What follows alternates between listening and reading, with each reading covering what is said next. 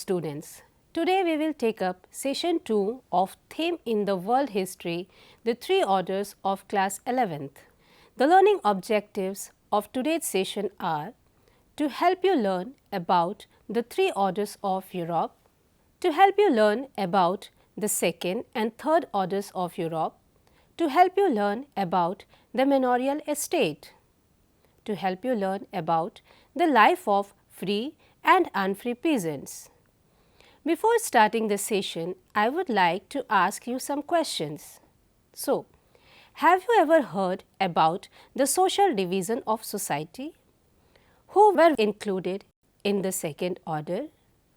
What do you mean by manorial estate? Distinguish between the life of free and unfree peasants. Who were knights?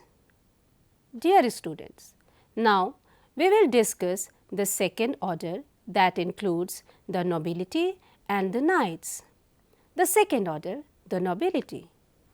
Priests placed themselves in the first order and nobles in the second.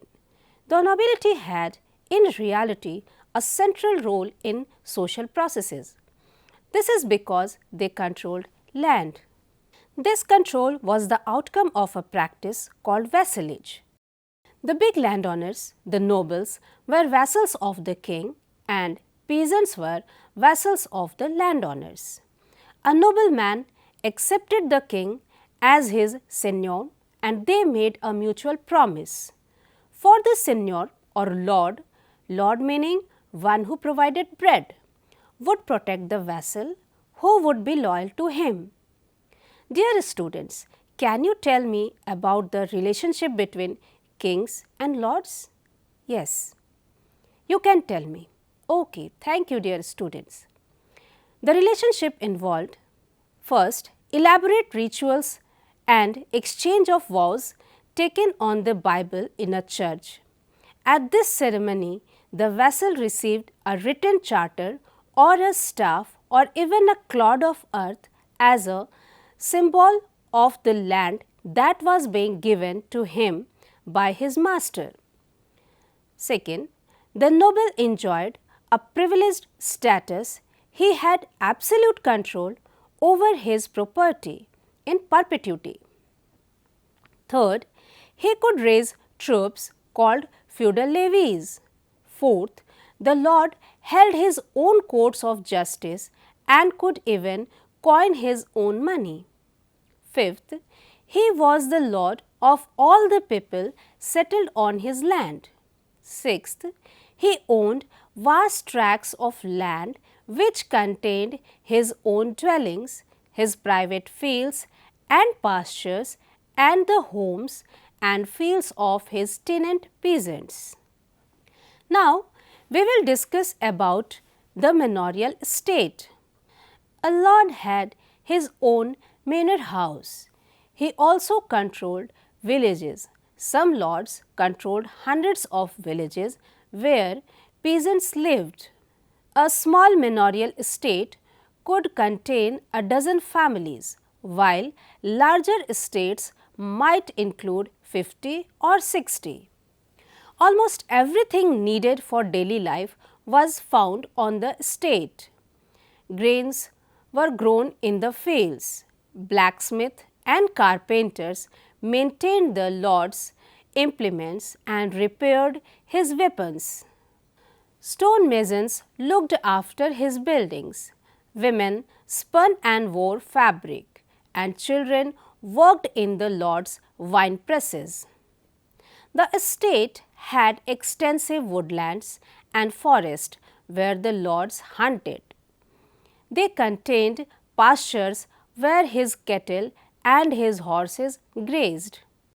There was a church on the estate and a castle for defense.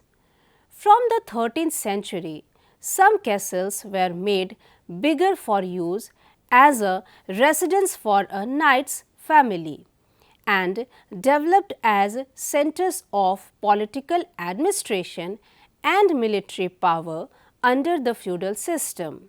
The manor could not be completely self-sufficient because salt, millstones and metalware had to be obtained from outside sources.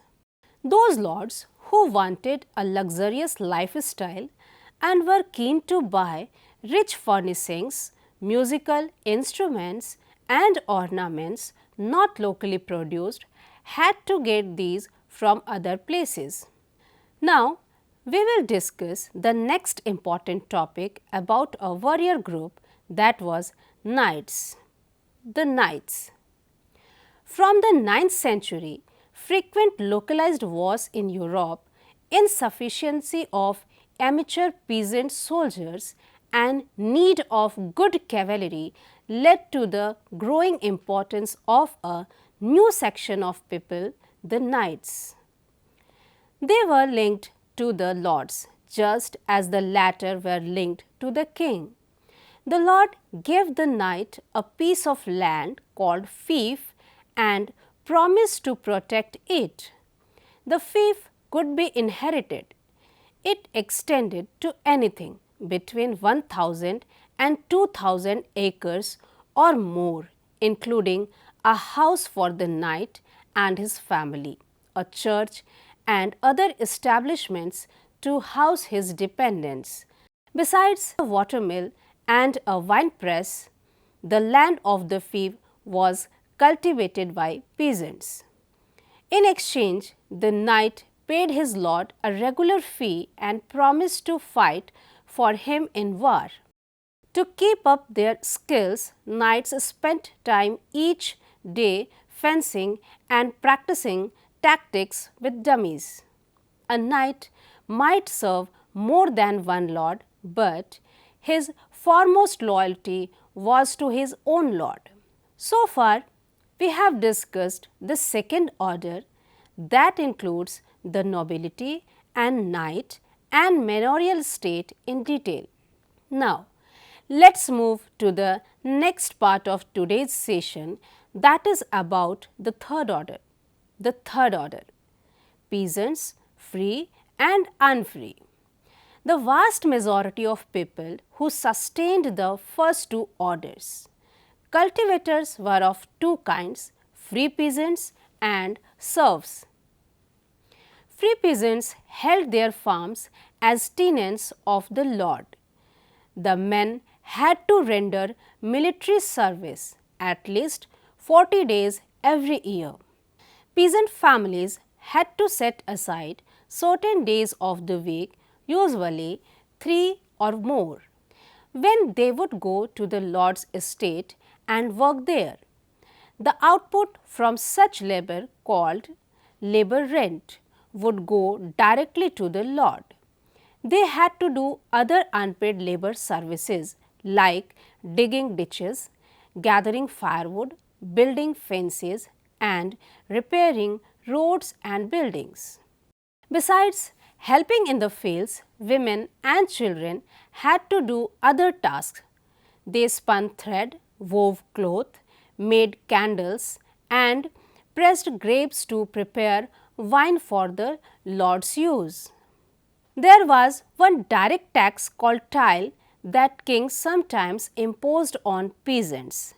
The clergy and nobles were exempted from paying this. Dear students, now we will discuss the unfree peasants, serfs, in detail. Unfree peasants, the serfs. Serfs cultivated plots of land, but these belonged to the lord. Much of the produce from this had to be given to the lord. They also had to work on the land which belonged exclusively to the lord. They received no wages and could not leave the estate without the lord's permission. The lord claimed a number of monopolies at the expense of his serfs. Serfs could use only their lord's mill to grind their flour, his oven to bake their bread, and his wine presses to distill wine and beer. The lord could decide whom a serf should marry or might give his blessing to serf's choice, but on payment of a fee. Dear students, now we will discuss about the last topic of this session, England. Feudalism developed in England from the 11th century. The Angles and Saxons from Central Europe had settled in England. England, in the 6th century, the country's name England is a variant of England. In 11th century, William, the Duke of Normandy, crossed the English Channel with an army and defeated the Saxon king of England. From this time, France and England were often at war because of disputes over territory and trade. William I had the land mapped and distributed it in sections to 180 Norman nobles who had migrated with him. The lords became the chief tenants of the king and were expected to give him military help. They were obliged to supply a certain number of knights to the king. They soon began to give some of their own lands to knights who would serve them just as they in turn served the king. They could not, however, use their knights for private warfare, which was forbidden in England. Anglo-Saxon peasants became tenants of various levels of landholders. Let's now have a quick recap of what we have learned today. The second order, the nobility, vassalage practice between the king and lord, the manorial estate and its characteristics, the knights as a warrior community, the third order, peasants free and unfree, feudalism in England. Assignment: what was the vassalage practice? Write a short note on knights. Write in details about the manorial state. Distinguish between the life of free and unfree peasants. With this, we have now come to the end of today's session. I hope you have enjoyed it. Remaining part of this theme will be discussed in the next session. Thank you very much.